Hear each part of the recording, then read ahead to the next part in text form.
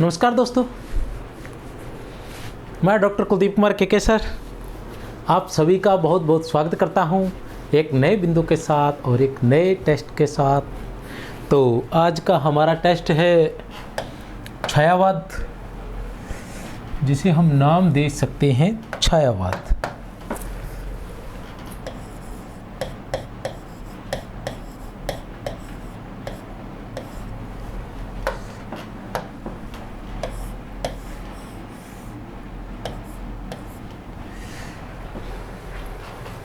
तो छायावाद का टेस्ट 17 है ये।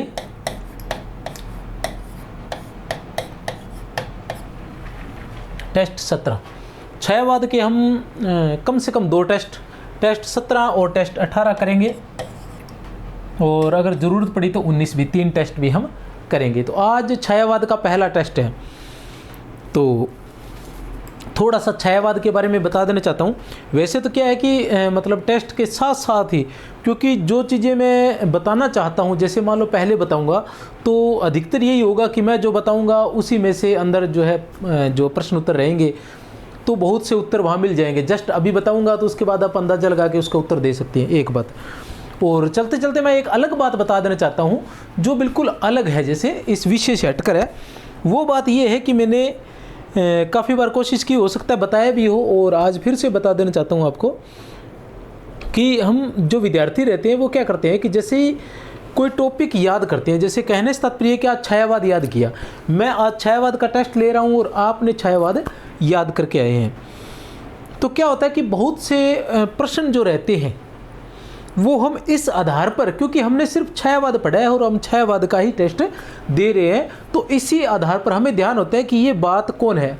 छायावाद में जो 5-7 कवि होंगे उनके बारे में हम जान जाते हैं, किसका कैसा नेचर है, किसने किस पर बात की थी, तो थोड़ा सा आइडिया लग जाता है, और उसी आधार पर हम क्या दे देते हैं। और अगर हम ऑप्शन कोई और रखते हैं, जैसे मैं टेस्ट बना रहा हूँ, मान लो छायावाद का टेस्ट बनाया, तो मेरे छायावाद के टेस्ट में जो ऑप्शन रहेंगे वो क्या रहेंगे, प्रसाद रहेगा, पंत रहेगा, निराला रहेंगे, या फिर इसी के अंतर्गत मैं सांस्कृतिक काव्य धारा को ले लेता हूँ तो रामधारी से दिनकर रहेंगे, या जो है सुभद्रा कुमारी चौहान रहेगी, ठीक है ना, बालकृष्ण शर्मा नवीन रहेंगे। और अगर मैं वो रोमांसिक काव्य जो है उसको ले लेता हूँ तो हरिवंश राय बच्चन भी आ जाएंगे साथ में। तो इस तरह से ये कुछ गिने चुने नाम रहेंगे। तो अगर मैं ये नाम देता हूँ तो भी आप आसानी से पकड़ लेंगे, और अगर मैं मतलब कोई अन्य नाम लाता हूँ, द्विवेदी युग का कोई नाम लेकर आता हूँ, प्रगतिवाद का कोई नाम लेकर आता हूँ, तो आपको पता चलेगा कि नहीं, ये तो प्रगतिवाद का कवि है, टेस्ट तो सर छायावाद का ले रहे हैं।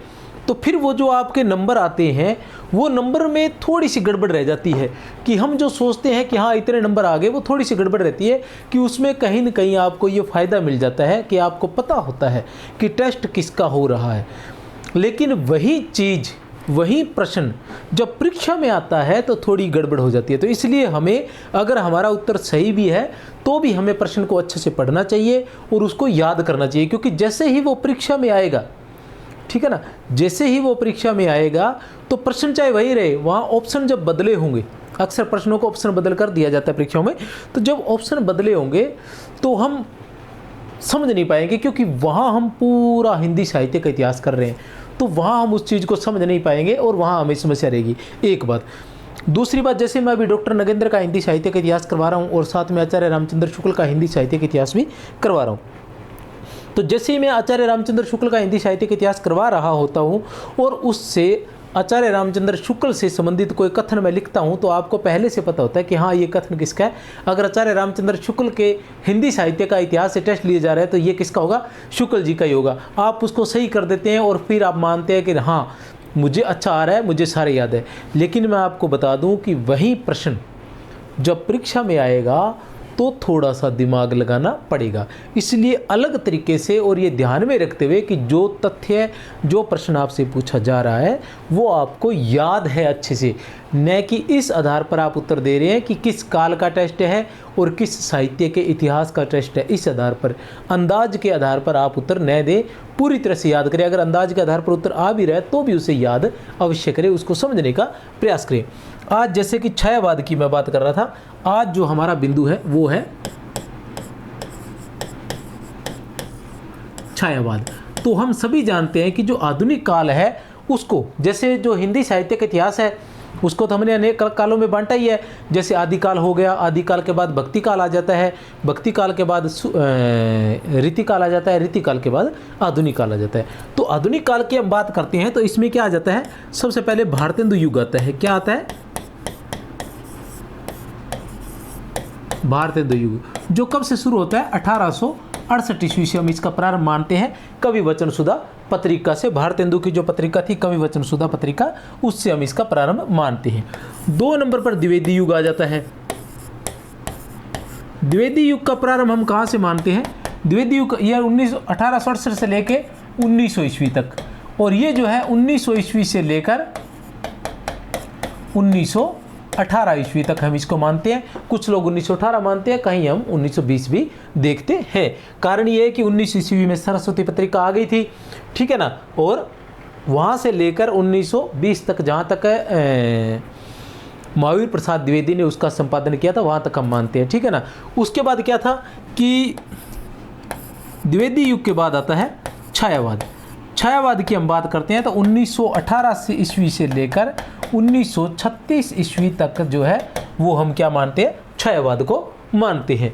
अब 1918 से, क्योंकि 18 में जो छायावाद के जो प्रमुख रचनाकार है, निराला है, पंत है, प्रसाद है, इनकी जो प्रारंभिक कविताएं थी वो इस काल के अंदर खड़ी बोली में लिखी गई, इस काल में कविताएं आ गई थी, इसलिए 1918 ईस्वी से हम इस काल को प्रारंभ मानते हैं, और कुछ विद्वान इसको 1920 से भी मानते हैं। प्रगतिवाद की हम बात करें, इसके बाद आता है प्रगतिवाद, जो 1936 से लेकर 1943 ईस्वी तक का काल माना जाता है, ठीक है ना। अब ये 36 से लेकर 43 ईस्वी इसलिए, 1918 से 36 इसलिए क्योंकि 35 में कमायनी आ गई थी, और कमायनी के साथ ही और 1935 में जो है प्रसाद का देहांत भी हो गया था, इसलिए 1936 तक ही मानते हैं। और 36 में क्या है कि प्रगतिशील संगठन की स्थापना हो गई थी, लेखक संघ की स्थापना हो गई थी, इसलिए 1936 से प्रगतिवाद मानते हैं 1943 तक। और 1943 से हम प्रयोगवाद मानते हैं, क्योंकि 1943 के अंदर क्या आ गया था? तार सप्तक आ गया था पहला, इसलिए 1943 से लेकर 1951 ईस्वी तक हम किसको मानते हैं? प्रयोगवाद को। प्रयोगवाद के अंतर्गत ही हम नई कविता मानते हैं। ऐसा कहते हैं कि प्रयोगवादी बाद में नई कविता में बदल गया था, इसलिए 1951 से हम नई कविता का प्रारंभ मानते हैं। तो ये इसका काल विभाजन है। छायावाद की हम बात करते हैं तो छायावाद का क्या था कि प्रारंभ में आचार्य रामचंद्र शुक्ल के अनुसार प्रारंभ में क्या था कि कुछ कविताएं ऐसी आई थी जिनकी छाया कहीं और पड़ रही थी, ठीक है ना। आत्मा परमात्मा जैसी बात थी, वो जैसे बात लौकिक कर रहे थे लेकिन वो बात अलौकिक हो रही थी, तो जिनकी छाया कहीं और पड़ रही थी, ऐसा उन्होंने व्यंग्य रूप में इन कविताओं के लिए जो शब्द प्रयोग किया था छायावाद, ठीक है ना, व्यंग्य रूप में। लेकिन बाद में यही जो शब्द है इसके लिए प्रमुख रूप से प्रयोग में लिया जाने लगा, छायावाद जो शब्द है, ठीक है ना।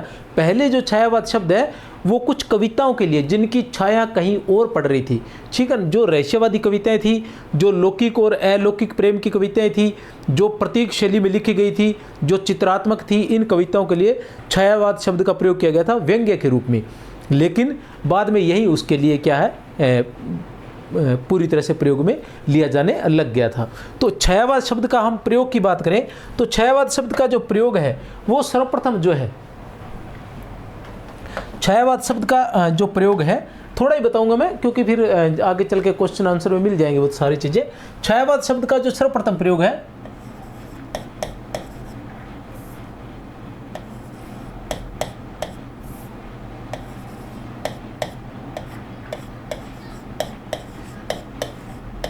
छायावाद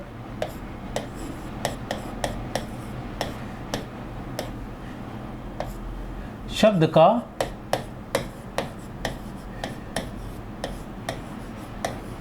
सर्वप्रथम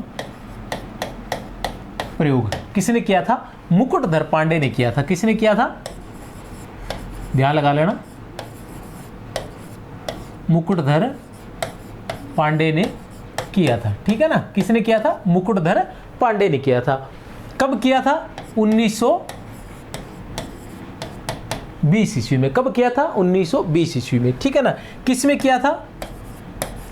एक निबंध आया था इनका हिंदी में छायावाद। क्या था? एक निबंध आया था जिसका नाम था हिंदी में छायावाद। इस निबंध में पहली बार मुकुटधर पांडे ने 1920 ईस्वी में छायावाद शब्द का प्रयोग किया था। इसके बाद क्या आता है कि ये जो हिंदी में छायावाद निबंध है ये किस में प्रकाशित हुआ था? श्री शारदा पत्रिका में प्रकाशित हुआ था। किस में हुआ था? श्री शारदा पत्रिका में। अब ये श्री शारदा पत्रिका कहाँ से प्रकाशित होती थी? ये प्रकाशित होती थी जबलपुर से। कहाँ से प्रकाशित होती थी? जबलपुर से प्रकाशित होती थी। ये बातें आप लोगों ने ध्यान में रखनी है कि छायावाद शब्द का सर्वप्रथम प्रयोग किसने किया था? मुकुटधर पांडे ने किया था। कब किया था? 1920 ईस्वी में। किस लेख के अंतर्गत? हिंदी में छायावाद, ठीक है ना, एक लेख था जो 4 निबंध था जो 4 हिस्सों में आया था, श्री शारदा पत्रिका में किया था और जो जबलपुर से प्रकाशित होती थी। इसके बाद की हम बात करें तो एक और आया था जिसका हिंदी में सरस्वती पत्रिका की बात करें हम, सरस्वती पत्रिका में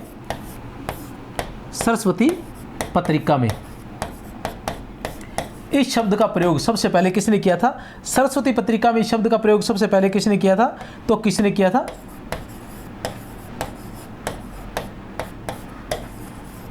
सुशील कुमार ने। कब किया था?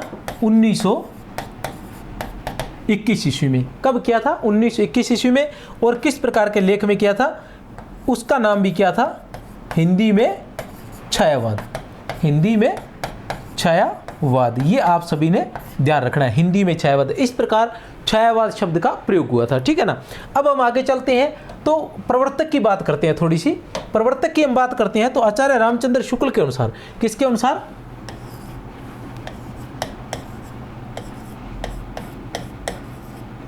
प्रवर्तक, छायावाद के प्रवर्तक। तो सबसे पहले हम बात करते हैं शुक्ल के अनुसार। शुक्ल के अनुसार इसके प्रवर्तक कौन थे? शुक्ल के अनुसार इसके प्रवर्तक की बात करें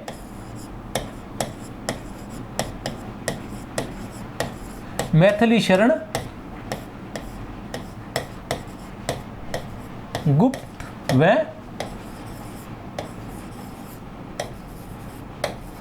मुकुटधर पांडे।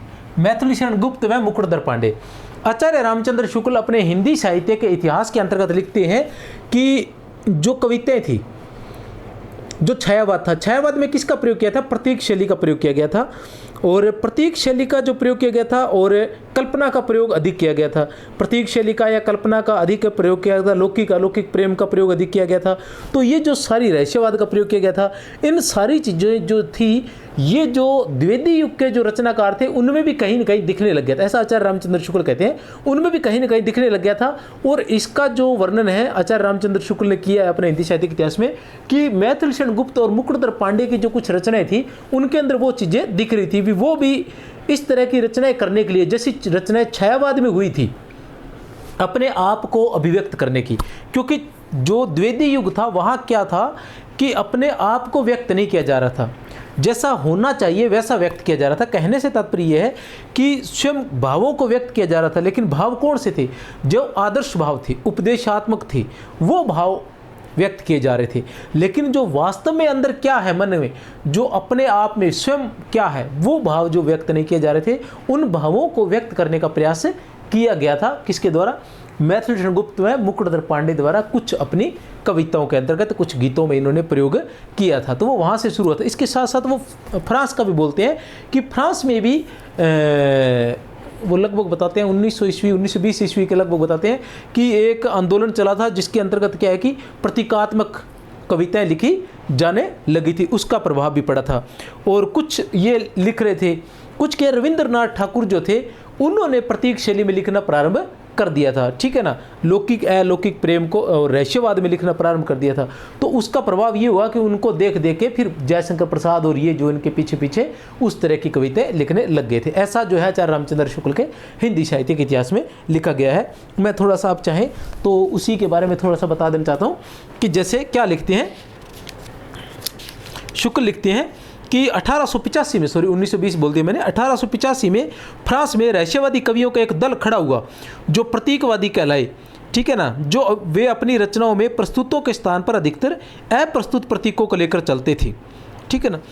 तो इस तरह से उनका प्रभाव पड़ा। इधर वो क्या बोलते हैं कि मैंने बताया रविंद्रनाथ की रहस्यवादी कविताओं की धूम हुई और कई कवि एक साथ रहस्यवाद और प्रतीकवाद या चित्रभाषावाद को ही एकांत ध्येय बनाकर चल पड़े, चित्र भाषा या अभिव्यंजन पद्धति पर ही जब लक्ष्य टिक गया तब उसे प्रदर्शन के लिए लौकिक या अलौकिक प्रेम का क्षेत्र ही काफ़ी समझा गया।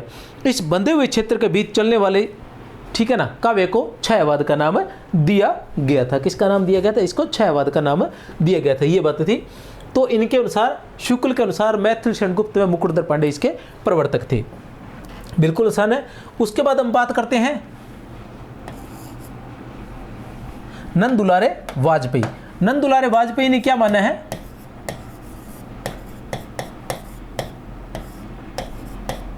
देखो, नंद दुलारे वाजपेयी, पैसे पंत, इन्होंने किसको माना है?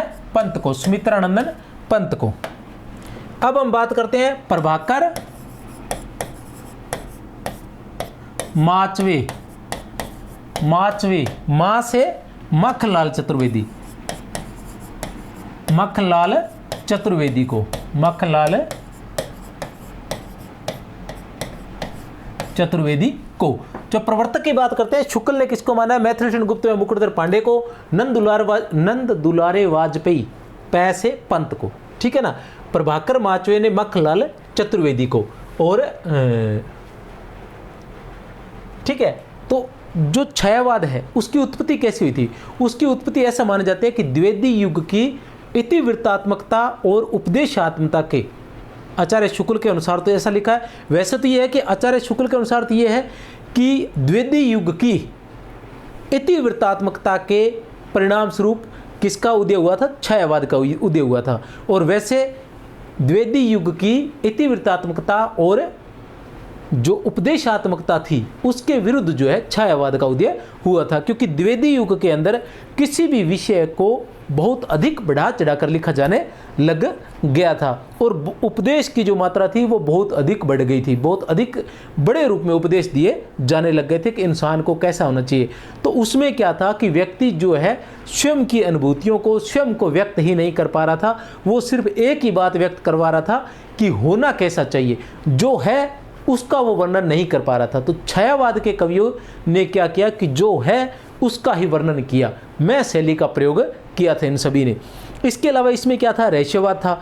रहस्यवाद में क्या था कि जहाँ लौकिक और अलौकिक प्रेम को व्यक्त किया गया था। इसके बारे में आचार्य रामचंद्र शुक्ल लिखते हैं कि हम रहस्यवाद की बात करते हैं तो वास्तविक रहस्यवाद तो केवल महादेवी वर्मा में ही था।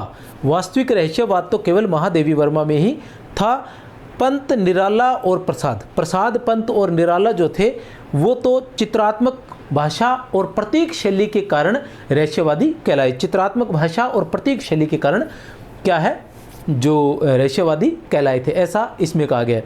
भाषा की बात करें तो भाषा ही सरस और सरल भाषा का प्रयोग किया गया था। ज़्यादा कुछ तुलसीदास हुआ, राम की शक्ति पूजा हुआ, ऐसे कुछ हम रचनाओं को छोड़ दें तो सभी ने क्या है? साधारण बोलचाल की भाषा का ही प्रयोग किया गया था। और उसके लिए कल्पना को बहुत अधिक महत्व दिया गया था। कल्पना को बहुत अधिक महत्व दिया गया था। प्रसाद की कविताएं मान लो, चाहे आप पंत की कविताएं या निराला की कविताएं मान लो, कल्पना को बहुत महत्व दिया गया था। पीड़ा का जो था ये एक साहित्य था, वेदना का साहित्य था।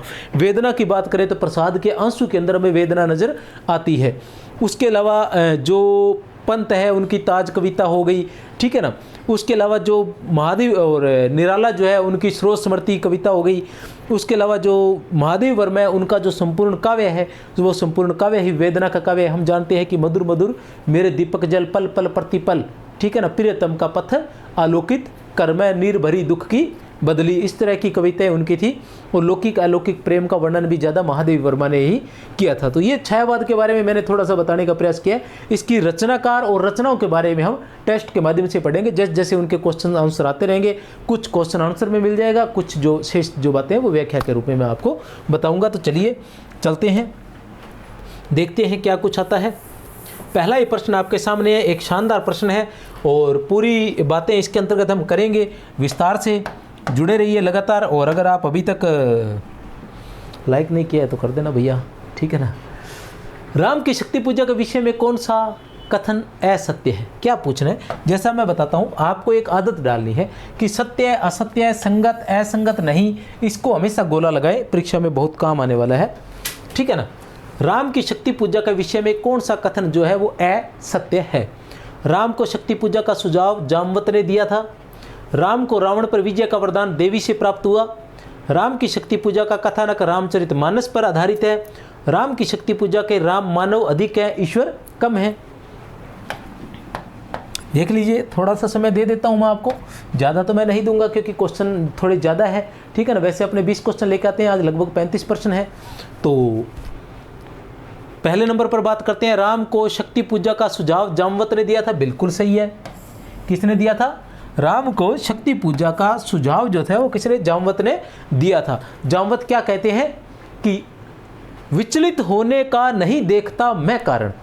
विचलित होने का, जब राम विचलित हो जाते हैं ना, रवि हुआ अस्त, यहाँ से शुरू होती है राम की शक्ति पूजा। रवि हुआ अस्त कहने से तात्पर्य ये था कि रवि अस्त नहीं हुआ, जो राम थे, राम के अंदर जो युद्ध को जीतने की जो दृढ़ निश्चय था वो भी अस्त हो गया था, वो भी कहीं न कहीं डगमगाने लगा था, जो दृढ़ निश्चय था सीता को प्राप्त करने का। तो इसलिए रवि अस्त हुआ कहा गया है।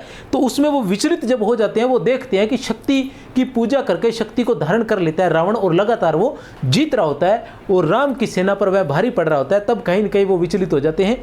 तब जो जामवंत है, जो सबसे बुजुर्ग और सबसे बुद्धिमान होते हैं राम की सेना में, वो उसे कहते हैं, राम से कहते हैं कि विचलित होने का नहीं देखता मैं कारण।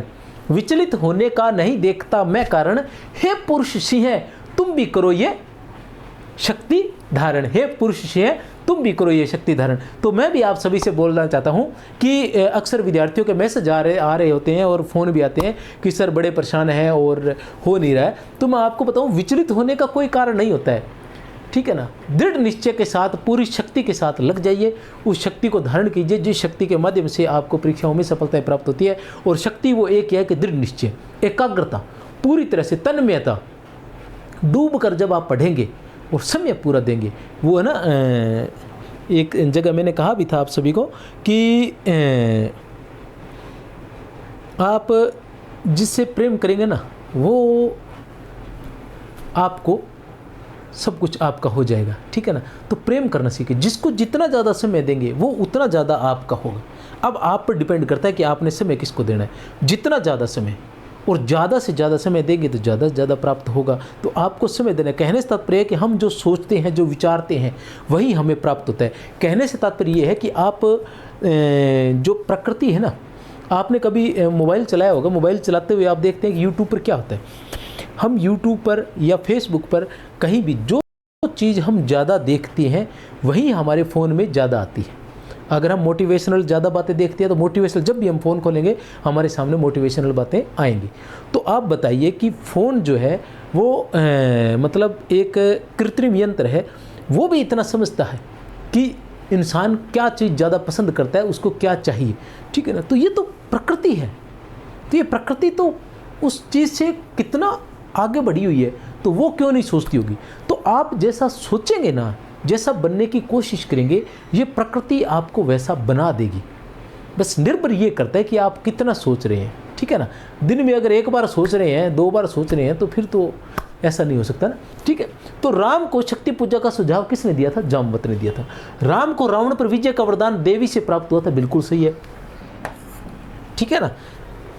हे पुरुषोत्तम तुम्हारी होगी विजय, ऐसा कहकर जो है शक्ति हुई राम के बदन में समाहित, ऐसा कुछ होता है, ठीक है ना। विमुख में समाहित हो जाती है, ऐसा कहते हो। हे पुरुषोत्तम विजय, पुरुषोत्तम तुम्हारी होगी जय, जय होगी जय, पुरुषोत्तम तुम्हारी जय होगी, ऐसा कहकर वो राम के मुख में समा जाती है शक्ति। तो वो विजय का वरदान देवी से ही प्राप्त होता है। राम की शक्ति पूजा का कथानक रामचरितमानस से लिया गया। ये जो है ये असत्य है, रामचरितमानस से नहीं लिया गया। ये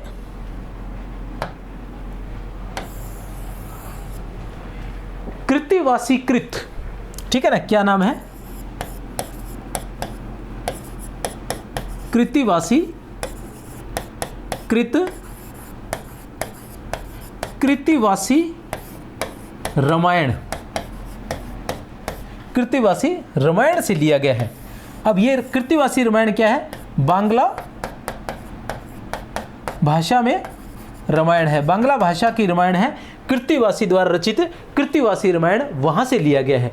राम की शक्ति पूजा का जो कथनक है वो कहां से लिया गया है? कृतिवासी कृत, बांग्ला रामायण कृतिवासी रामायण से लिया गया है, याद रख लेना। राम की शक्ति पूजा के राम मानव अधिक है, ईश्वर कम है। वो मानव अधिक है, वो मानव की तरह बिलखते हैं, वो मानव की तरह विचलित होते हैं पूरी तरह से, उसी तरह इनको दिखाया गया है। अब हम राम की शक्ति पूजा की बात करते हैं प्यारे बच्चों। तो राम की शक्ति पूजा की जो रचना है वो कब हुई थी? राम की शक्ति पूजा की रचना, राम की शक्ति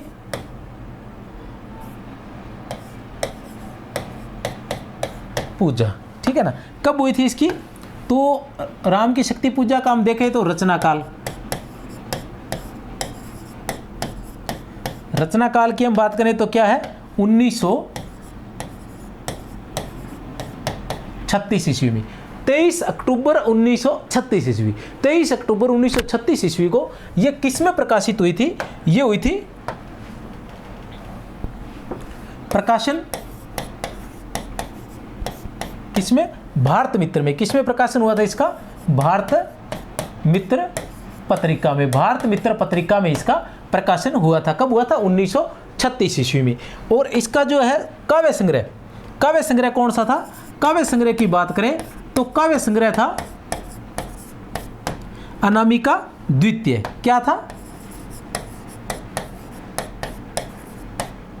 अनामिका द्वितीय। ये अनामिका द्वितीय कब प्रकाशन हुई थी? 1938 ईस्वी में। अनामिका परिमल गीतिका, अनामिका, अनामिका परिमल गीतिका, अनामिका 23, 30, 36 और 38, ठीक है ना। इस तरह से जो इनके रचनाएं हैं किसकी? निराला की। अनामिका परिमल गीतिका, अनामिका अणिमा अपरा अर्चना आराधना, ठीक है ना, इस तरह से। तो इसका कब हुआ था? अनामिका का 1938 ईस्वी में हुआ था। अब राम की शक्ति पूजा जो है ये क्या है? 312 पंक्तियों की लंबी कविता है, 312 पंक्तियों की लंबी कविता है, जिसमें क्या है? 8 दृश्य है, जिसमें क्या है? 8 दृश्य है और 24 मात्राओं का तुकांत छंद है, जिसे शक्ति पूजा छंद कहा जाता है। और क्या है? 24 मात्राओं का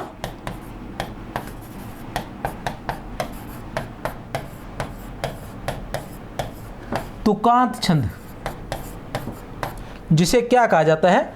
शक्ति पूजा छंद कहा जाता है। जिसे क्या कहा जाता है? शक्ति पूजा छंद कहा जाता है। 24 मात्राओं का एक तुकांत छंद है, जिसे शक्ति पूजा छंद कहा जाता है। राम की शक्ति पूजा। चलते हैं प्रश्न संख्या 2 पर। अच्छा, एक ही हुआ है क्या? कामायनी कि यह कथा केवल एक फैंटेसी है। कामायनी की यह कथा केवल एक फैंटेसी है। कामायनी के संदर्भ में यह कथन किसका है? कामायनी के संदर्भ में यह कथन किसका है? ए, बैस है या फिर दे? तो इसको ज़्यादा सोचने की जरूरत नहीं है। गजानन माधव मुक्तिबोध। फैंटेसी की जहाँ भी बात आएगी तो वहाँ कौन आएंगे? गजानन माधव मुक्तिबोध आएगा, क्योंकि इन्होंने अपनी रचनाओं में जो अंधेरे में है उसके अंदर इसी का प्रयोग इन्होंने किया है। अब बात करते हैं कामायनी। कामायनी की बात करें तो कामायनी की जो रचना है वो कब हुई थी? 1935 ईस्वी में। कब हुई थी? 1935 ईस्वी में हुई थी। इसमें कुल कितने सर्ग हैं? 1900, पूरा लिख देता हूँ थोड़ा सा, वैसे तो कामायनी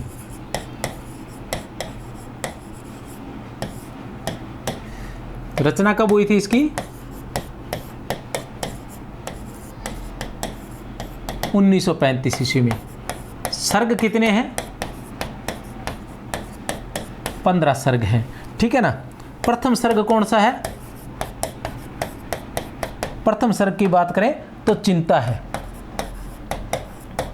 चिंता है ना, चिंता से शुरू होता है। बैठ शिला की शीतल छा, एक पुरुष भीगे नैनों से देख रहा था प्रलय प्रवाह, ठीक है ना। बैठ शिला की शीतल छा, एक पुरुष भीगे नैनों से देख रहा था प्रलय प्रवाह। ऊपर जल था, नीचे क्या था?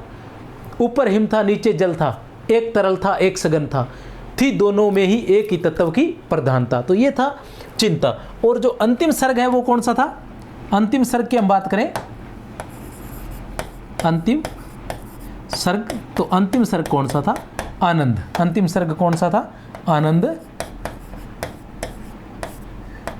था। ठीक है ना, ये थी कमायनी। कमायनी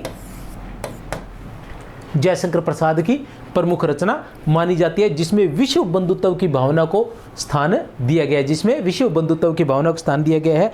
जयशंकर प्रसाद कहते हैं कि अपने दुख को विस्मृत कर लो, ठीक है ना, अपने दुख को विस्मृत कर लो, जग को अपना बना लो, ऐसा कुछ वो कहते हैं कमायनी के अंदर। तो विश्व बंधुत्व की भावना को इसके अंदर दिखाया गया है। चलते हैं प्रश्न संख्या 2-3 पर। कुरुक्षेत्र का मुख्य प्रतिपाद्य क्या है? कुरुक्षेत्र का मुख्य प्रतिपाद्य क्या है? युद्ध देश विरोधी प्रवृत्ति है, संसार में शांति, समता और न्याय की प्रतिष्ठा के लिए युद्ध आवश्यक नहीं है, युद्ध सदैव मनुष्य विरोधी होता है, जब तक संसार में सद्भावना, शांति, समता और न्याय की प्रतिष्ठा नहीं होती तब तक युद्ध अनिवार्य है। प्रतिपाद्य क्या है? तो उत्तर है द। इसका प्रतिपाद्य ये है, जो कुरुक्षेत्र है उसके अंदर बताया गया है कि किस प्रकार जब तक शांति सद्भावना, इस संसार के अंदर शांति सद्भावना और समानता नहीं हो जाती तब तक न्याय के लिए अन्याय के विरुद्ध युद्ध जरूरी है। तो कुरुक्षेत्र जो है ये किसकी रचना है? ये रचना है रामधारी सिंह दिनकर की। किसकी रचना है? रामधारी सिंह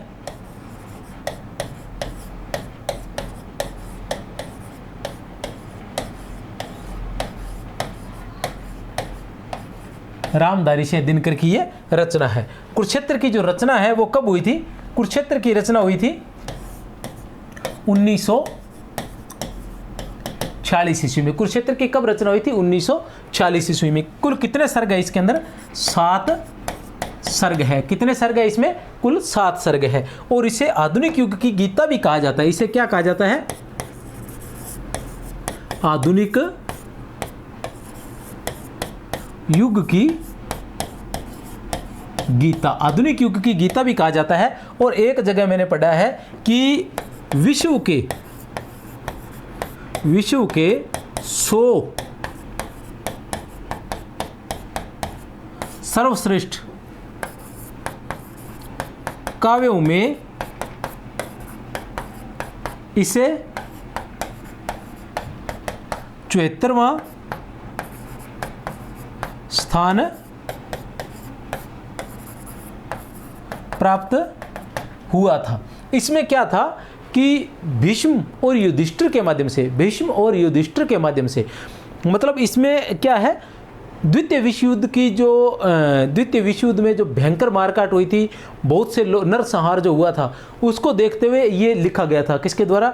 रामधारी सिंह दिनकर के द्वारा लिखा गया था। तो भीष्म और युधिष्ठिर के माध्यम से इसमें बताया गया है कि न्याय के लिए युद्ध अनिवार्य है, अन्याय के विरुद्ध न्याय के लिए। अन्याय जब हद से अधिक बढ़ जाता है तो शांति बनाने के लिए, शांति के लिए क्या है? युद्ध अनिवार्य है। किसके माध्यम से? इन दोनों के माध्यम से इसके बारे में बताया गया है। कुरुक्षेत्र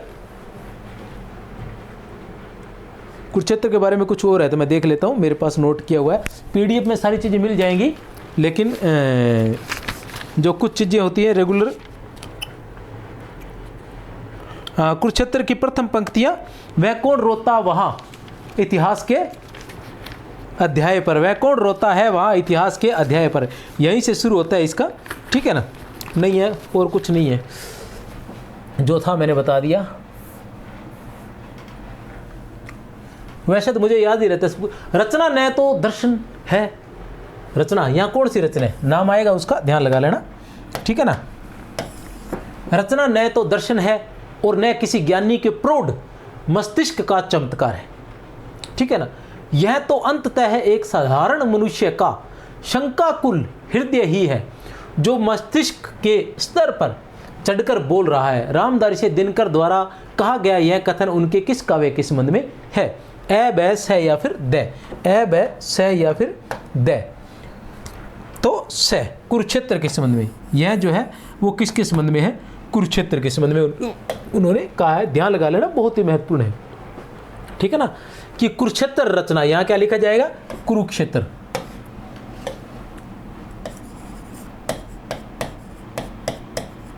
कुरुक्षेत्र रचना न तो दर्शन है और न किसी ज्ञानी के प्रौढ़ मस्तिष्क का चमत्कार है।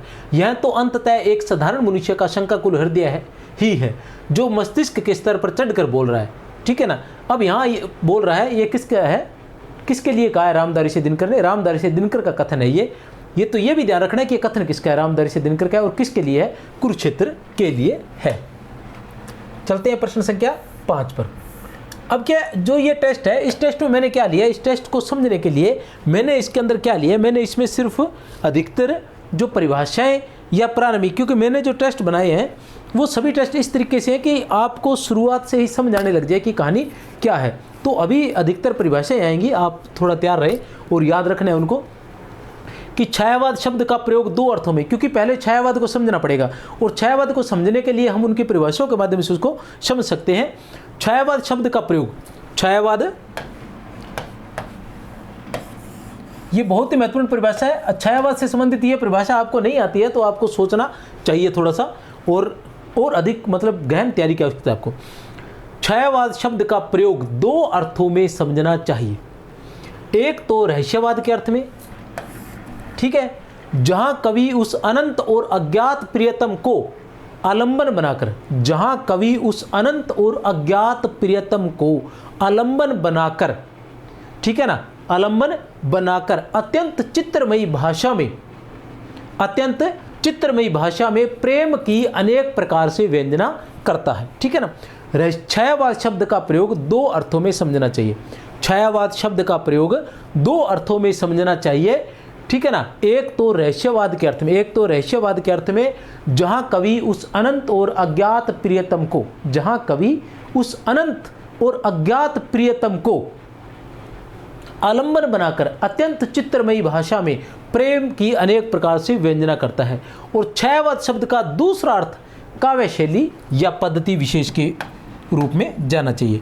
दूसरा अर्थ क्या है? काव्य शैली या पद्धति विशेष के व्यापक अर्थ में है। उपयुक्त परिभाषा किस आलोचक की है?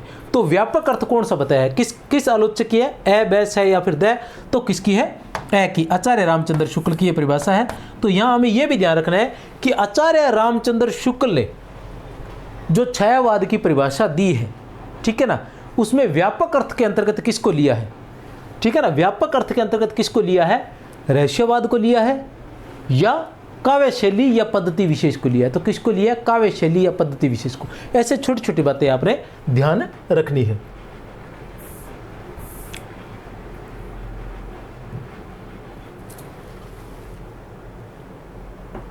छायावाद स्थूल के प्रति सूक्ष्म का विद्रोह है। छायावाद जो है वो क्या है? स्थूल के प्रति, छायावाद जो है वो स्थूल के प्रति सूक्ष्म का विद्रोह है। छायावाद एक विशेष प्रकार की पद्धति है, जीवन के प्रति एक विशेष प्रकार का विशेष भावात्मक दृष्टिकोण है। क्या है? भावात्मक दृष्टिकोण है। उपयुक्त परिभाषा किस आलोचक की है? ए, बैस है या फिर द? तो किसकी है? डॉक्टर नगेंद्र की। किसकी है? डॉक्टर नगेंद्र की है। छायावाद क्या था? स्थूल के प्रति सूक्ष्म। स्थूल क्या था? बहुत बड़ा रूप, ठीक है ना, जिसके अंदर पूरा समाज आ रहा था। पूरे समाज के अंदर इंसान को कैसे रहना चाहिए और समाज को कैसा रहना चाहिए, ये किस में चल रहा था? ये चल रहा था द्विवेदी युग में। स्थूल जो था वो किसका विषय था? द्विवेदी युग का, ठीक है ना। और सूक्ष्म में सिर्फ मेरे छोटा से छोटा भाव भी व्यक्त किया जाना चाहिए, तो वो क्या था? छायावाद का।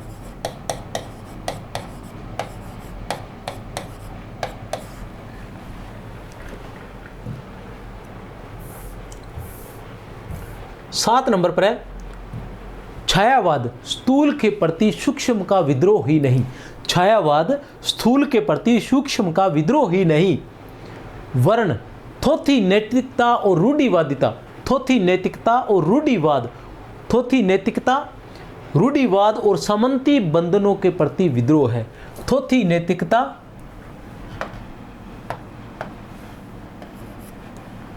रूढ़िवाद और सामंती बंधनों के प्रति विद्रोह है। उपयुक्त परिभाषा किस आलोचक की है?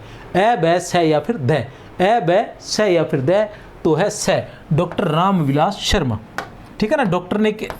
नगेंद्र ने क्या कहा था कि छायावाद क्या है? स्थूल के प्रति सूक्ष्म का विद्रोह है। डॉक्टर नगेंद्र ने क्या कहा था कि स्थूल के प्रति सूक्ष्म का विद्रोह है। लेकिन रामविलास शर्मा क्या कहते हैं कि स्थूल के प्रति सूक्ष्म का विद्रोह ही नहीं, छायावाद स्थूल के प्रति सूक्ष्म का विद्रोह ही नहीं वरन थोथी नैतिकता, रूढ़िवाद और सामंतीवाद के क्या है, सामंती बंधनों के प्रति विद्रोह है, सामंती बंधनों के प्रति विद्रोह। ऐसा किसने कहा था? रामविलास शर्मा ने कहा था। क्योंकि क्या है, थोथी नैतिकता, जो इस काल के कवि थे वो कह रहे थे कि जो थोथी नैतिकता है मतलब मन में कुछ और है, हम बताने का कुछ और प्रयास कर रहे हैं, ठीक है ना।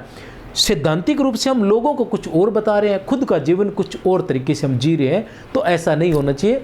वास्तविकता जो मैं है, मतलब वास्तविक अपने आप के भावों को व्यक्त करना चाहिए, छायावाद का ये उद्देश्य था। इस चीज से आप ये मत ले लेना, ठीक है ना। ये क्या था कि इसमें दे रखा है सामंती बंधनों के प्रति विद्रोह, तो यहां से आप कहीं प्रगतिवाद न ले लें कि ये परिभाषा किस काल की है, ठीक है ना। स्थूल के प्रति सूक्ष्म का विद्रोह नहीं वरन थोथी नैतिकता, रूढ़िवाद और सामंती बंधनों के प्रति विद्रोह है। तो ये ध्यान लगा लेना, छायावाद की परिभाषा है, ये भी ध्यान रख लेना। हृदय की अनुकृति, हृदय की अनुकृति बाही उदार एक लंबी काया, हृदय की अनुकृति बाहरी उदार एक लंबी काया भी, जैसा हृदय उदार है वैसी ही बाहरी आकृति भी है, मतलब अंदर का ही जो अंदर है वही प्रतिबिंब बाहर है, मान लो, ठीक है ना। उन्मुक्त सुशोभित हो सौरभ सुक्त के संदर्भ में असंगत है, इसके संदर्भ में असंगत कथन क्या रहेगा?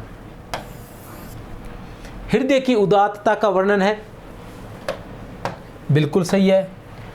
देह यष्टि का वर्णन है, बिल्कुल सही है, क्योंकि देह का पूरे शरीर का वर्णन है, बिल्कुल सही है।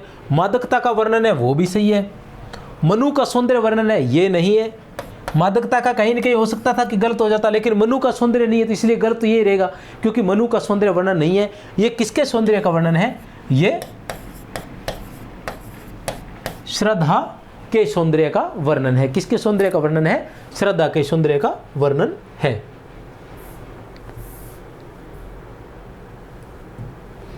नौ नंबर पर है, और उस मुख पर वह मुस्कान, और उस मुख पर वह मुस्कान, रक्त किसलिया पर ले विश्राम, अरुण की एक किरण अम्लान, अधिक अलसाई हो अभिराम के संदर्भ में अनुपयुक्त व्याख्या है। मुस्कान का बिंब पर अंकन, श्रद्धा का सौंदर्य वर्णन, अस्ताचलगामी सूर्य के किरण से तुलना ज्ञाता। मुस्कान का बिंब पर अंकन और उस मुख पर वह मुस्कान, बिल्कुल सही है। मुस्कान का बिंब पर अंकन, ठीक है ना। श्रद्धा का सौंदर्य वर्णन, बिल्कुल सही है, श्रद्धा के सौंदर्य का वर्णन है। अस्ताचलगामी सूर्य की एक किरण से तुलना, बिल्कुल नहीं है, यहाँ सूर्य का कोई लेना देना नहीं है। ज्ञाता है, सूर्य की किरणों से कोई लेना देना नहीं। यहाँ जो चित्रण किया गया वो श्रद्धा के सौंदर्य का चित्रण किया गया है।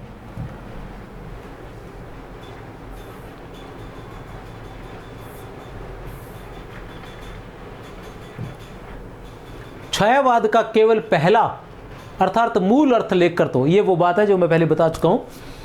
छायावाद का केवल पहला मतलब क्या कहा था? दो अर्थ बताए थे, रहस्यवाद, प्रतीक शैली और वो काव्य शैली और पद्धति विशेष, दो अर्थ बताए गए थे आचार्य रामचंद्र शुक्ल। तो छायावाद का केवल पहला अर्थात मूल अर्थ लेकर तो हिंदी काव्य क्षेत्र में चलने वाली श्री महादेवी वर्मा ही है। पंत प्रसाद निराला इत्यादि और सब कवि प्रतीक पद्धति या चित्र भाषा शैली की दृष्टि से ही छायावादी कहलाए। उपयुक्त पथ कथन किस प्रसिद्ध आलोचक का है? तो कोई समस्या नहीं है, किसका है? आचार्य रामचंद्र शुक्ल का है, ध्यान लगा लेना आप लोग।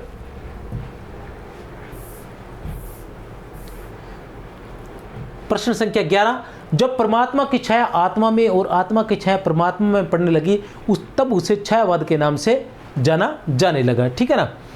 जब परमात्मा की छाया आत्मा में और आत्मा की छाया परमात्मा में पड़ने लगती है तब छायावाद की सृष्टि होती है। ऐसा किसने कहा था? उपयुक्त परिभाषा किस आलोचक की है? ए ब स या फिर द, ए ब स या फिर द, तो किसकी है? डॉक्टर राम कुमार वर्मा की। डॉक्टर राम कुमार वर्मा के हिंदी साहित्य के इतिहास का क्या नाम है? हिंदी साहित्य का आलोचनात्मक इतिहास। हिंदी साहित्य का आलोचनात्मक इतिहास, ठीक है, जिसकी रचना कब हुई थी? 1938 ईस्वी में हुई थी। कब हुई थी जिसकी रचना?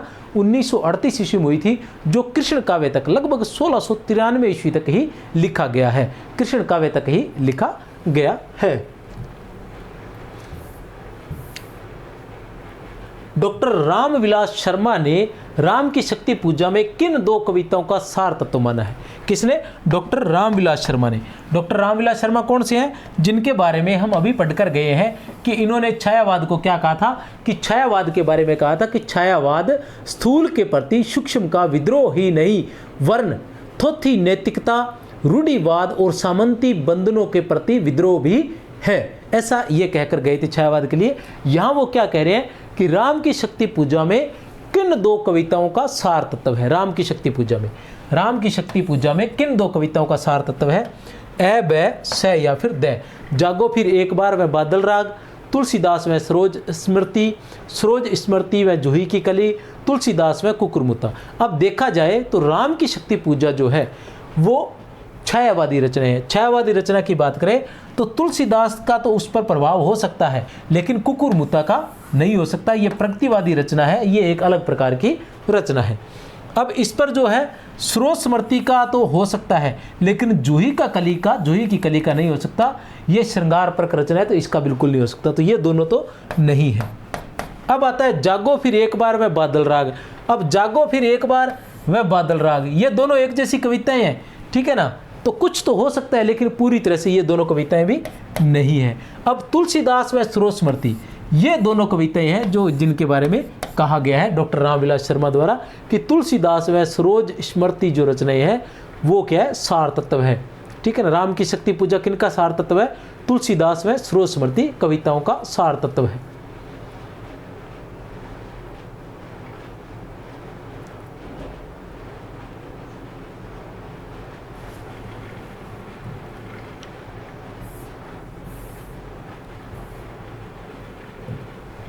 राम की शक्ति पूजा कविता का मूलतः किस संकलन में है?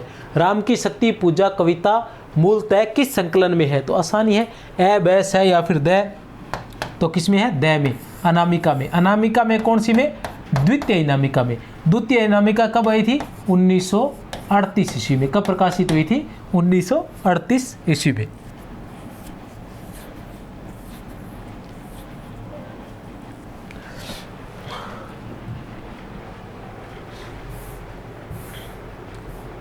छायावाद तत्वतः प्रकृति के बीच जीवन का उद्गीत है। छायावाद तत्वतः प्रकृति के बीच जीवन का उद्गीत है। उसका मूल दर्शन सर्वात्मवाद है। उसका मूल दर्शन जो है वो क्या है? सर्वात्मवाद है। उपयुक्त परिभाषा किस आलोचक की है? ए बै स या फिर द। ए बै स या फिर द तो किसकी है? बै की। किसकी? महादेवी वर्मा की। महादेवी वर्मा क्या कहती है कि छायावाद तत्वतः प्रकृति के बीच जीवन का उद्गीत है, ठीक है ना। उसका मूल दर्शन सर्वात्मवाद है।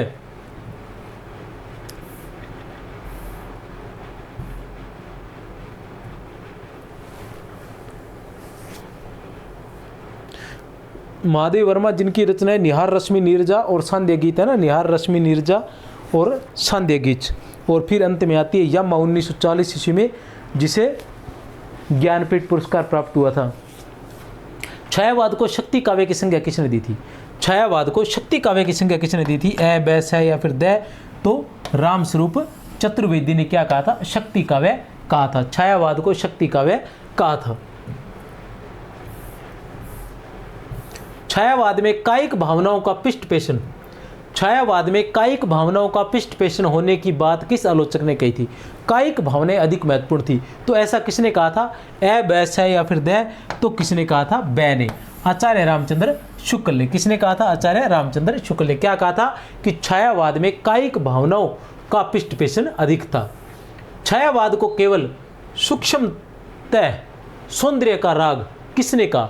छायावाद को केवल सूक्ष्मतः सौंदर्य का राग किसने कहा? ए बै स या फिर द। तो किसने कहा था? महादेवी वर्मा ने। क्या था? छायावाद को केवल सूक्ष्मतः सौंदर्य का राग, सूक्ष्मतः सौंदर्य का राग। और महादेवी वर्मा ने और क्या कहा था? कि छायावाद प्रकृति के बीच जीवन का उद्गीत है, ठीक है ना, जिसका मूल दर्शन सर्वात्मवाद है। ऐसा कहा था महादेवी वर्मा ने। साथ में वो क्या कहती है? केवल सूक्ष्मतः सौंदर्य का राग छायावाद है। कमायनी को छायावाद का उपनिषद किसने कहा था? कामायनी को छायावाद का उपनिषद किसने कहा था? कामायनी को छायावाद का उपनिषद।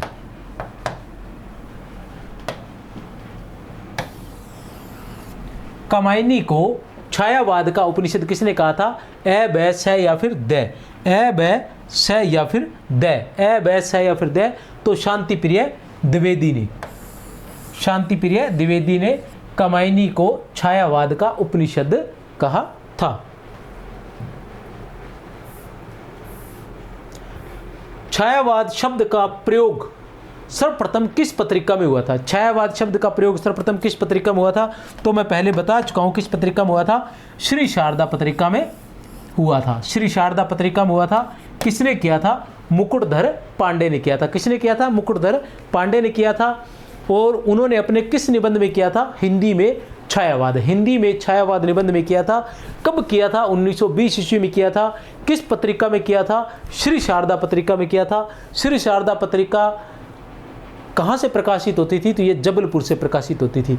और इनके बाद मुकुटधर पांडे के बाद किसने किया था?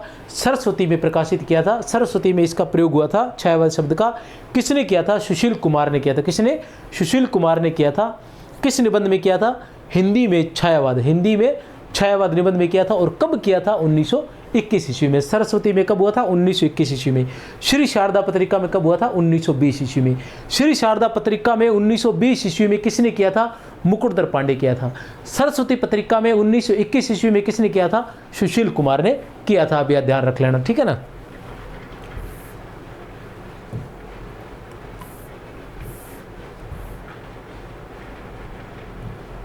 राम की शक्ति पूजा में प्रयुक्त रवि हुआ अस्त पंक्ति की असंगत व्याख्या है।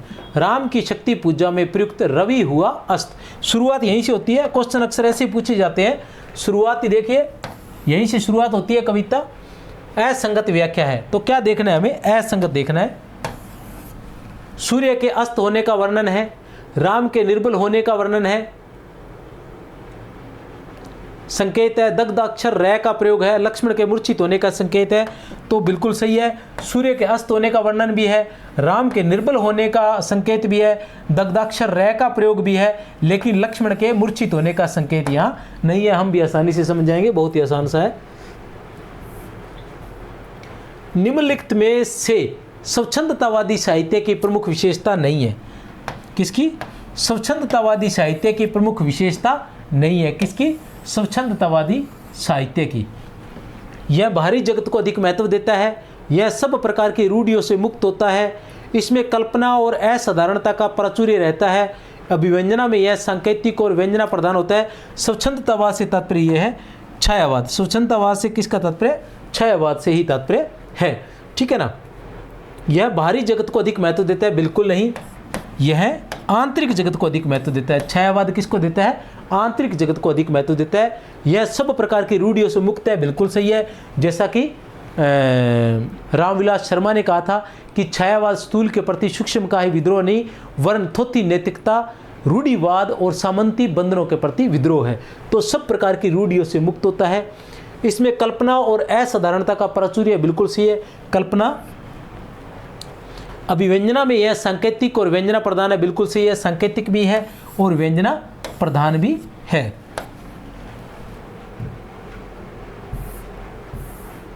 छायावाद को अनियुक्ति पद्धति किसने कहा था? बहुत ही आसान है। छायावाद को अनियुक्ति पद्धति किसने कहा था? महावीर प्रसाद द्विवेदी ने। किसने कहा था? महावीर प्रसाद द्विवेदी ने।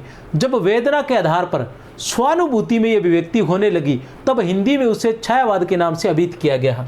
उपयुक्त कथन किनका है?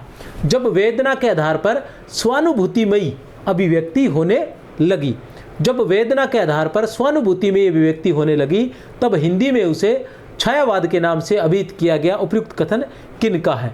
ए बै स या फिर द, ए बै स या फिर द, तो किसका है? जयशंकर प्रसाद का। किसका है? जयशंकर प्रसाद का है।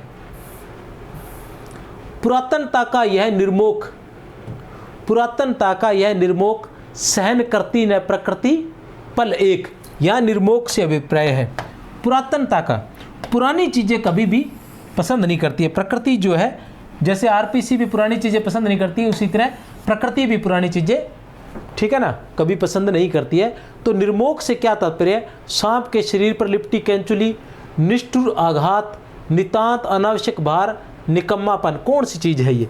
या निर्मोक से क्या तात्पर्य है? सांप के शरीर पर लिपटी कैंचुली।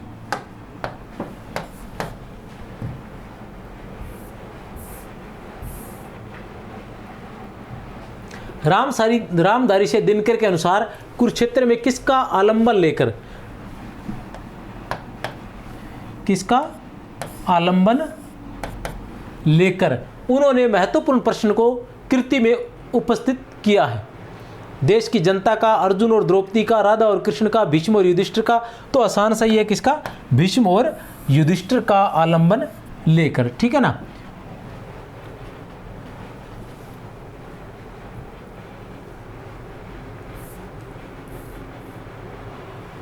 आत्मा का संग्राम आत्मा से और देह का संग्राम देह से जीता जाता है।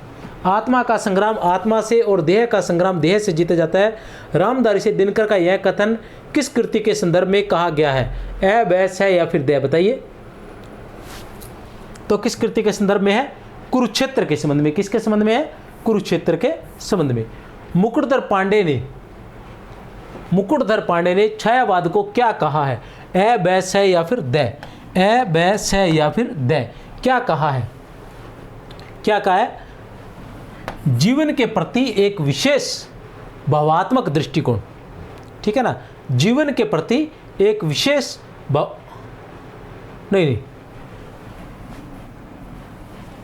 इन्होंने कहा है भाव प्रकाशन का एक नया मार्ग। मुकुटधर पांडे ने क्या कहा है? भाव प्रकाशन का एक नया मार्ग। अन्योक्ति पद्धति किसने कहा था? ये तो महावीर प्रसाद द्विवेदी ने कहा था। किसने कहा था?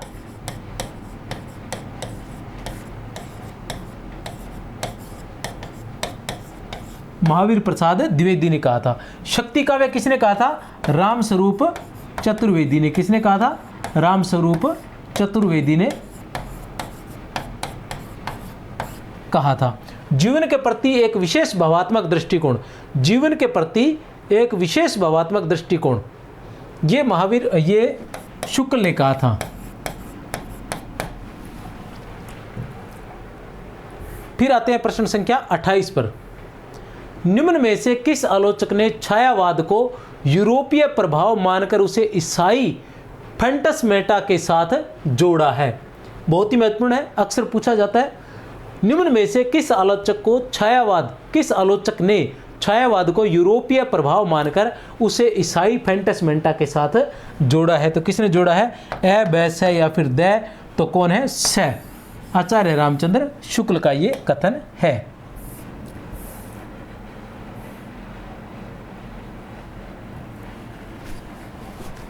निम्न में से सही क्रम बताइए।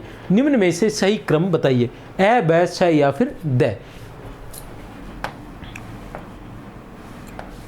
निम्न में से सही क्रम बताइए। ए, बैस है या फिर दे? तो बताइए निम्न में से कौन सा सही क्रम है?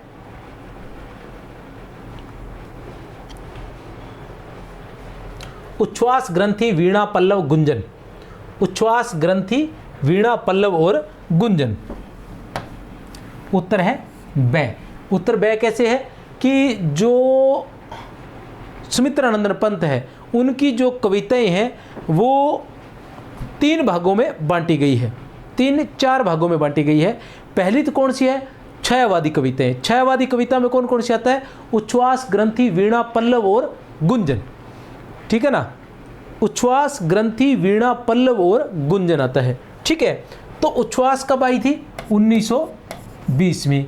ग्रंथि कब आई थी? 1920 में। उच्छ्वास ग्रंथि, वीणा आई थी 1927 में। पल्लव आई थी 1928 में। और इसके बाद आता है गुंजन।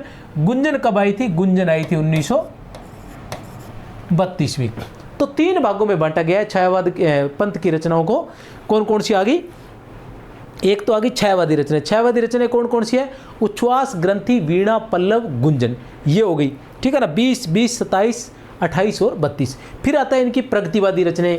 प्रगतिवादी रचनाओं की बात करें तो युगांत, युगवाणी, ग्राम्य 36, 38 और 40। युगांत, युगवाणी और ग्राम्य। फिर इनकी आती है अरविंद दर्शन से प्रभावित रचनाएं, अरविंद दर्शन से प्रभावित रचनाएं, या स्वर्ण काव्य या अंतश्चेतनावादी काव्य, ठीक है ना। फिर आते हैं इनके अरविंद दर्शन से प्रभावित या अंतश्चेतनावादी या स्वर्ण काव्य। तो वो आते हैं स्वर्ण किरण, स्वर्ण धुली, युगांतर और युगपथ। स्वर्ण किरण, स्वर्ण धुली, युगांतर और युगपथ, ये रचनाएं जो है 1946 में, 47 में, 48 में और 1949 में। 46 में, 48 में, 46, 47, 48 और 49 में कौन कौन से? स्वर्ण किरण 1946 में, स्वर्ण धुली 1947 में और युगांतर 1948 में और युगपथ 1949 में। उसके बाद इनकी जो नव मानवतावादी आती है वो आती है उत्तरा, कला और बूढ़ा चांद, चिदंबरा और लोकायतन। उत्तरा, कला और बूढ़ा चांद, चिदंबरा और लोकायतन। जो उत्तरा है वो कब है? वो है 1949 में। और फिर कला और बूढ़ा चांद है वो 1959 में है। फिर चिदंबरा है वो भी 1959 में है। फिर लोकायतन है वो 1964 में है। जो उत्तरा, कला और बूढ़ा चांद, कला और बूढ़ा चांद को साहित्य अकादमी पुरस्कार प्राप्त हुआ था और चिदंबरा को ज्ञानपीठ पुरस्कार प्राप्त हुआ था। जो ज्ञानपीठ पुरस्कार प्राप्त हुआ था वो पहला पुरस्कार था, हिंदी साहित्य में किसी को मिलने वाला पहला ज्ञानपीठ पुरस्कार था। और वैसे आल और वर्ग की बात करें तो वो चौथा पुरस्कार था। तो ये थे सुमित्रा। इनकी अन्य रचना भी थी, समाधिता, शशि की तरी, ठीक है ना। इस तरह से ये जो इनकी अन्य रचनाएं भी बहुत सारी हैं, ठीक है। ये थे सुमित्रानंदन पंत। लिखा इसलिए नहीं है, टेस्ट थोड़ा लंबा है, आपके समझ में आ ही गया होगा मैंने जो बोला है, क्योंकि लिखा हुआ आपकी ये जो मूल चीज़ें हैं आपकी किताब में मिल ही जाएगी। एक बार फिर से बता देना चाहता हूँ कि सुमित्रानंद पंत की जो रचनाएं हैं, ठीक है ना, सुमित्रानंदन पंत की जो रचनाएं हैं उनको हमने 4 भागों में बांटा है। पहला भाग कौन सा है? छायावादी रचनाएं। छायावादी रचना के अंदर आता है उच्छ्वास, ग्रंथि, वीणा, पल्लव और गुंजन। उच्छ्वास, ग्रंथि, वीणा, पल्लव और गुंजन, ठीक है ना। 1920 में उच्छ्वास, 1920 में ग्रंथि, 1927 में पल्लव, 1927 में वीणा, 1928 में पल्लव और 1932 में गुंजन। उसके बाद आता है सुमित्रानंद पंत की प्रगतिवादी रचनाएं, जिसमें आता है युगांत, युगवाणी, ग्राम्य 36, 38 और 40। युगांत, युगवाणी, ग्राम्य 36, 38 और 40।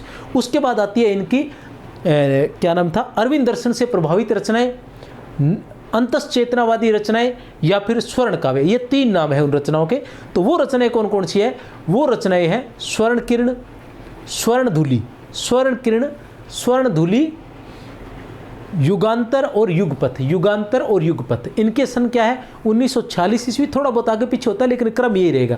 1946 ईस्वी, 1947 ईस्वी, 1948 ईस्वी और 1949 ईस्वी। इसके बाद इनके आते हैं नव मानवतावादी कवि। नव मानवतावादी काव्य की बात करें तो इसके अंदर सबसे पहला आता है उत्तरा, जो 1949 ईस्वी में था। फिर आता है उत्तरा, कला और बूढ़ा चांद, ठीक है ना, कला और बूढ़ा चांद जो 1959 ईस्वी में आया था, जिसे साहित्य अकादमी पुरस्कार प्राप्त हुआ था। उसके बाद इनका आया था चिदंबरा, जिसे चिदंबरा 1959 में, जिसे कौन सा पुरस्कार प्राप्त हुआ था? जिसे क्या बोलते हैं उसे, ज्ञानपीठ पुरस्कार प्राप्त हुआ था, जो पहला था, ठीक है ना, और ऑल ओवर चौथा था। उसके बाद इनका आ जाता है उत्तरा, कला और बूढ़ा चांद, चिदंबरा और लोकायतन। लोकायतन की रचना 1964 ईस्वी में हुई थी, जिसे सोवियत लैंड नेहरू पुरस्कार से सम्मानित किया गया था। शुक्ल जी के शब्दों में उनकी रचनाओं में हृतंत्री की झंकार, नीरव संदेश, अभिसार, अनंत प्रतीक्षा, प्रियतम का दबे पांव आना, आंख मिचोली, मद में झूमना और विभोर होने के साथ साथ शराब, प्याला, साकी आदि सूफी कवियों के सामान भी इकट्ठे किए गए हैं। उपयुक्त कथन किसके लिए है? उपयुक्त कथन किसके लिए? शुक्ल जी ने ये जो सारे कथन है ये किसके लिए, ये सारी बात किसके लिए कही है, ठीक है ना। शुक्ल जी के शब्दों में, उनकी रचनाओं में, किनकी रचनाओं में, ठीक है ना, ए बैस है या फिर द, तो किसकी? बै की, छायावाद की रचनाओं में, जो छायावादी थे उनकी रचनाओं में।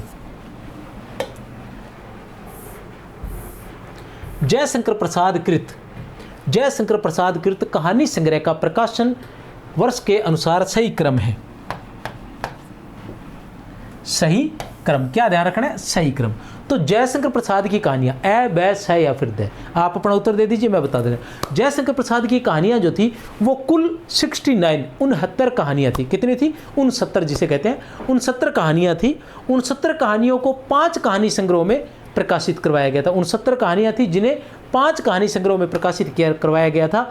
वो कौन कौन से कहानी संग्रह थे? वो थे छाया, प्रतिध्वनि, आकाशदीप, आंधी और इंद्रजाल। छाया, प्रतिध्वनि, आकाशदीप, आंधी और इंद्रजाल। 12, 26, 29, 12, 26, 29, 12, 26, 29, 31, 36, ठीक है ना, इस तरह से ये थे, ठीक है ना। छाया, प्रतिध्वनि, आकाशदीप, आंधी और इंद्रजाल। तो उत्तर है ए, छाया 1912 ईस्वी, 12, 26, 29, 31 और 36, ठीक है ना। छाया, प्रतिध्वनि, आकाशदीप, आंधी और इंद्रजाल। 12, 26, 29, 31 और 36, 12, 26, 29, 31 और 36, इस तरह से ये थी इनके कहानी संग्रह। इसके अलावा इनकी जो महत्वपूर्ण कहानियाँ है वो है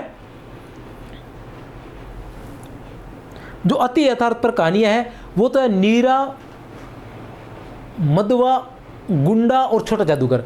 नीरा, मधुआ, गुंडा और छोटा जादूगर। मधुआ है या माधव हो सकता है, थोड़ा सा आप ध्यान लगा लेना, ठीक है ना। नीरा, मधुआ, गुंडा और छोटा जादूगर, ये जो इनकी कहानी है अति यथार्थ पर कहानियाँ हैं, ठीक है ना। और बेड़ी, सालवती, गुंडा, ये इनकी प्रमुख कहानियाँ हैं, ठीक है ना। ये इनकी प्रमुख कहानियाँ मानी जाती है। सॉरी।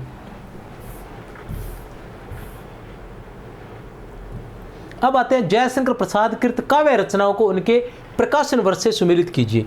जयशंकर प्रसाद कृत उनकी काव्य रचनाओं को प्रकाशन वर्ष के साथ सुमेलित कीजिए। अब देखो, प्रेम पथिक, करुणालय, महाराणा का महत्व, झरना और आंसू। अब जो जयशंकर प्रसाद की जो महत्वपूर्ण जो छायावादी प्रमुख रचना है वो है झरना। छायावादी रचनाओं की बात करें तो इनकी रचना कौन सी आती है? झरना, आंसू, लहर, कमायनी। झरना, आंसू, लहर, कमायनी 18, 25, 33, 35। झरना, आंसू, लहर, कमायनी 18, 25, 33, 35, 18, 25, 33, 35, ठीक है ना। तो झरना कब थी? सबसे पहले थी 18 में। तो झरना कब है? 18 में। 18 की बात करें तो सै का है 4। अब सै का 4 किस में है? इसमें 3 है, इसमें 1 है, इसमें भी 4 है और इसमें भी 4 है। इन दोनों में से एक आ सकता है, ठीक है ना। ये दोनों तो कट गए।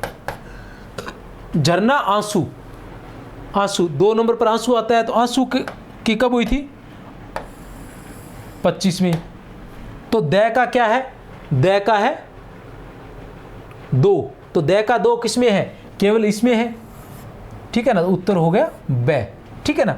अब 2 से हमारा उत्तर आ गया, ठीक है ना। वैसे इनमें से अगर जानते हो, जैसे प्रेम पथिक और करुणालय की रचना कब हुई थी? इनकी हुई थी 1913 ईस्वी में। कब हुई थी? 1913 ईस्वी में। तो ए का क्या है? 3। ए का 3 किस में है? इसमें भी नहीं है, इसमें भी नहीं है, इसमें भी नहीं है। अगर आपको इन रचनाओं का सन ज्ञात होता, करुणालय का याद होना चाहिए क्योंकि गीति नाट्य है जयशंकर प्रसाद का, एकमात्र गीति नाट्य है, ठीक है ना। करुणालय तो ये याद होना चाहिए कब हुआ था? 1913 में। तो इसके आधार पर ही हम क्या कह सकते हैं? एक सही हमारा उत्तर निकल जाता है। प्रेम पथिक की रचना कब हुई थी? 1913 में। महाराणा का महत्व इनकी एक लंबी कविता है जिसकी रचना कब हुई थी? 1914 ईस्वी में। ये द्विवेदी युगल रचनाएं थी। अब जयशंकर प्रसाद की रचनाओं को बिना लिखे मैं आपको बता देना चाहता हूँ। वैसे आप सभी को पता ही होगा इसके बारे में, लेकिन फिर एक बार फिर से बता देना चाहता हूँ कि जयशंकर प्रसाद की रचनाएं हैं उनको 3 भागों में बांटा गया। देख लेते हैं, भाग कोई 3 या 4 होंगे तो वो आ जाएंगे सामने, ठीक है ना। छुप कर कहाँ जाने वाले हैं। तो सबसे पहले तो आता है कि प्रसाद की द्विवेदी युगिन ब्रज भाषा में रचित रचनाएं, ठीक है ना। प्रसाद की द्विवेदी युगिन ब्रज भाषा में रचित रचनाएं। तो सबसे पहले कौन सी आ जाती है? ब्रज भाषा में रचित रचनाएं। मैं पूरा विस्तार से नहीं लिखूंगा, वैसे ही थोड़ा थोड़ा बता दूंगा आप सभी को, ठीक है ना। तो थोड़ा सा आपके समझ में आ जाए कहानी कि क्या है कहानी। सबसे पहले तो आता है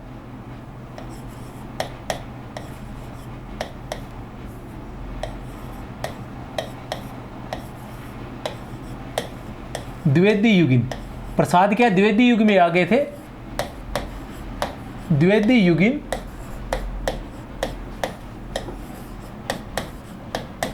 ब्रज भाषा में रचित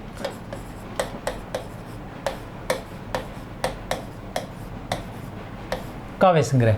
द्विवेदी युगिन ब्रज भाषा में रचित काव्य संग्रह, द्विवेदी युगिन ब्रज भाषा में रचित काव्य संग्रह। दूसरे इनके क्या आते हैं, दूसरे इनके आते हैं द्विवेदी युगिन खड़ी बोली में रचित काव्य संग्रह, ठीक है ना, द्विवेदी युगिन खड़ी बोली में रचित काव्य संग्रह। और तीसरा आता है इनके छायावादी काव्य संग्रह। प्रगतिवाद तक ये गए नहीं थे, क्योंकि अगर ये रहते तो प्रगतिवाद को आने नहीं देते, हो सकता है वहां तक ही छायावाद चलता। तो द्विवेदी युगिन ब्रज भाषा में रचित काव्य संग्रह की बात करें तो इसमें आता है उर्वशी, वन मिलन और प्रेम राज्य। उर्वशी, वन मिलन और प्रेम राज्य ये तीनों 1909 में है। उर्वशी, वन मिलन और प्रेम राज्य ये तीनों क्या है, 1909 में है, ठीक है ना। उसके बाद अयोध्या का उद्धार और शोकोच्छ्वास, अयोध्या का उद्धार और शोकोच्छ्वास ये दोनों रचनाएं 1910 में है। और उसके बाद वब्रू वाहन आता है, वो है 1911 में। फिर आता है जयशंकर प्रसाद की द्विवेदी युगिन खड़ी बोली में रचित रचनाएं। तो इसमें आता है कानन कुसुम और प्रेम पथिक और करुणालय। कानन कुसुम, प्रेम पथिक और करुणालय ये तीनों क्या है, 1913 में, तीनों क्या है, 1913 में है। उसके बाद महाराणा का महत्व जो 1914 में है, ध्यान लगा लेना, ठीक है ना, 14 में है। और इसके बाद आता है छायावादी रचना, जो झरना आंसू लहर कमायनी 18, 25, 33, 35। एक बार मैं थोड़ी सी ट्रिक टाइप है तो मैं आपको बता देना चाहता हूं कि द्विवेदी युगिन ब्रज भाषा में रचित रचनाओं की बात करें तो 1, ठीक है ना, 2, 3, 4, 5, ठीक है ना। एक बार 5 लिख लेते हैं, क्या पता कितनी है, 1909 ईस्वी, 1909 ईस्वी, 1909 ईस्वी। इसमें कौन कौन सी है ये, इसमें है उर्वशी, वन मिलन और प्रेम राज्य। उर्वशी, वन मिलन और प्रेम राज्य। आगे की बात करें तो 4 नंबर पर है हमारे पास 1910 ईस्वी, 1910 ईस्वी और 1911 ईस्वी। ये कौन कौन सी है, 1910 में कौन सी है, 1910 में मैं आपको बताकर गया हूं, 1910 में अयोध्या का उद्धार। कौन सी है, अयोध्या का उद्धार।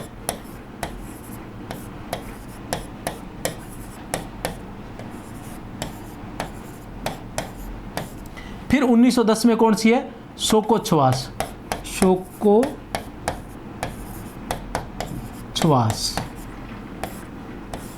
ठीक है ना। और 1911 में कौन सी है, वब्रू वाहन। अब इसके बाद इनकी कौन सी रचनाएं आती है, इसके बाद इनकी रचनाएं आती हैं द्विवेदी युगिन खड़ी बोली में रचित काव्य संग्रह।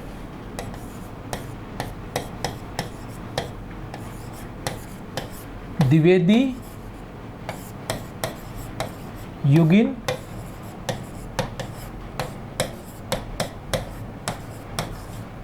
खड़ी बोली में रचित काव्य संग्रह। तो वो कौन कौन से आते हैं, उनकी हम बात करें तो वो आ जाते हैं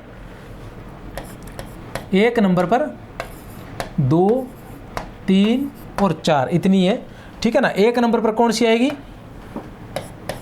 1913 ईस्वी, फिर 1913 ईस्वी, फिर 1913 ईस्वी और फिर 1914 ईस्वी, ठीक है ना। 1913 में वन मिलियन, फिर 1913 में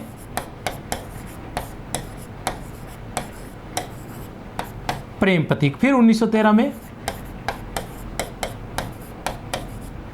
करुणालय, फिर 1914 में महाराणा का महत्व। ये क्या है, लंबी कविता है, महाराणा का महत्व। ये मैंने इसलिए लिखा है ताकि आपको ध्यान में रहे कि 3 प्रकार के। उसके बाद क्या आता है, छायावादी,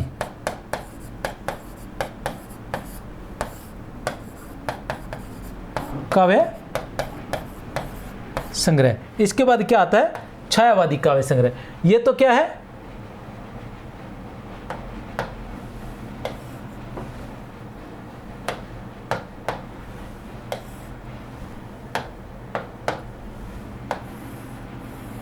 द्विवेदी युगिन ब्रज भाषा में रचित काव्य संग्रह। और ये क्या था? द्विवेदी युगिन खड़ी बोली में रचित काव्य संग्रह। और ये क्या है? छायावादी काव्य संग्रह। और ये चीज मैंने इसलिए बताई थी कि यहाँ देखिए, ये जो द्विवेदी युगिन ब्रज भाषा में रचित है, इनमें से प्रारंभिक 3 रचनाएं जो है वो 1909 ईस्वी में है, और यहाँ जो है 1913 ईस्वी में है। और जहाँ ये देखिए 1909 में तीनों, उर्वशी वन मिलन प्रेम राज्य है 1909, उर्वशी वन मिलन प्रेम राज्य है 1909, उर्वशी वन मिलन प्रेम राज्य है 1909, वन मिलन सॉरी कानन कुसुम, ठीक है ना, ये है कानन कुसुम है, सॉरी,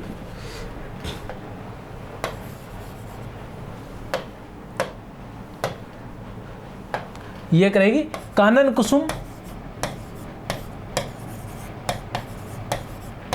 ठीक है ना, कानन कुसुम करुणालय और प्रेम पथिक, कानन कुसुम करुणालय और प्रेम पथिक, कानन कुसुम ट्रिक के लिए ठीक रहेगा, थोड़ा आसानी से याद करें, कानन कुसुम करुणालय और प्रेम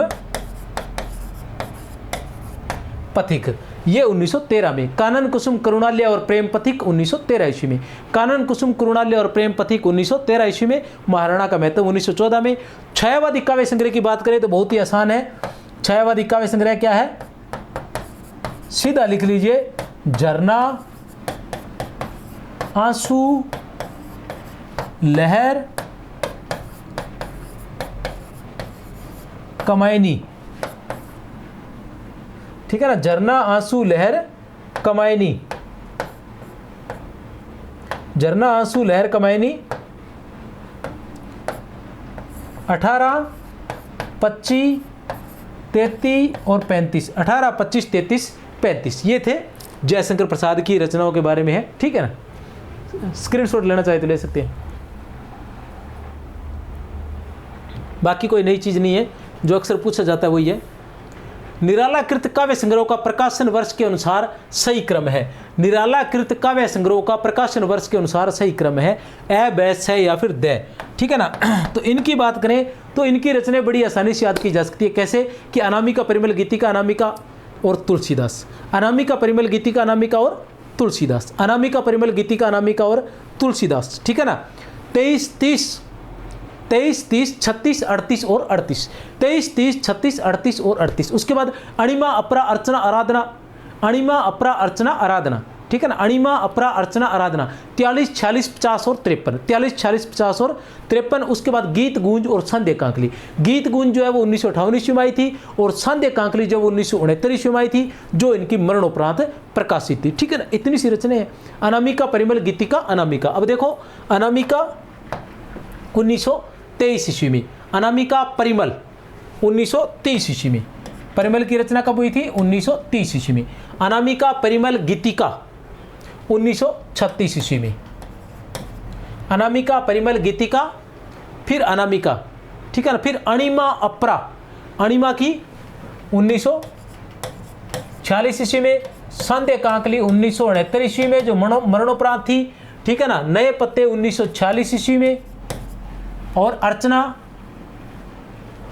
अणिमा, अपरा, अर्चना, अणिमा, अपरा, अणिमा 1940 में, अपरा 1950 में, और अर्चना 1953 में। अब देख लीजिए, 30, 53, 46 नहीं हो सकता, 30 संध्या कांकली सब के अंत में है, ठीक है। अब सबसे छोटी कौन सी है? परिमल, परिमल सबसे पहले होनी चाहिए, यहां तक तो ठीक है, सारे सही है। फिर 2 नंबर पर है गीतिका, तो 2 नंबर पर गीतिका होनी चाहिए, किसमें है 2 नंबर पर? ये रही गीतिका, 2 नंबर पर गीतिका, ये रही 2 नंबर पर गीतिका। तो उत्तर क्या रहेगा हमारा? ब। इसमें देखो 1930, फिर आ जाएगा 1936, अणिमा कब है? 1940, नए पत्ते कब है? 1940, अर्चना कब है? 1953, संध्या कांकली कब है? 1969। तो इस तरह से ये सही रहेगा। समझ गए? एक बार फिर से बता देना चाहता हूं कि अनामिका, परिमल, गीतिका, अनामिका और तुलसीदास, ठीक है ना।